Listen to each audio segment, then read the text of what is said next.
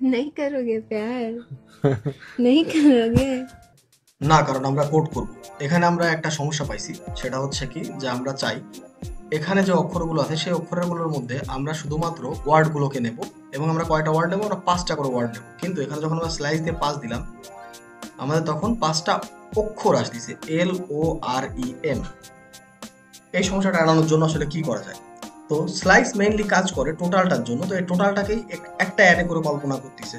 তখন আমরা চাই এমন একটা অবস্থা হোক যাতে এর প্রতিটা ওয়ার্ডকে অ্যারে কল্পনা করে। তার জন্য আমাদের যেটা করা লাগবে, আমাদের এই ওয়ার্ডগুলোকে আলাদা আলাদা করা লাগবে, যার জন্য আমরা স্প্লিট মেথড ব্যবহার করব। তো স্প্লিট, আমরা একটা স্পেসকে স্প্লিট করছি, যখন সেভ করলাম তখন আমাদের স্প্লিট তো হয়ে গেছে, 5টা ওয়ার্ডও আমাদের আসতেছে, কিন্তু এখানে আমাদের এখন স্পেস আসতেছে না। স্পেস তাহলে কি হয়েছে ব্যাপারটা, যে আমরা স্পেসটা স্প্লিট করে দিছি, এখন আবার কাজ শেষের পর আমাদের জয়েনও করানো লাগবে। তাই ডট জয়েন, এখানে আমরা আবার কি করব, স্পেসটাকে অ্যাড করে দেবো। স্পেসটাকে অ্যাড করে দিলাম, আর সেভ করলে এবার আমাদের 5টা চলে আসছে, অ্যান্ড দ্যাটস ইট।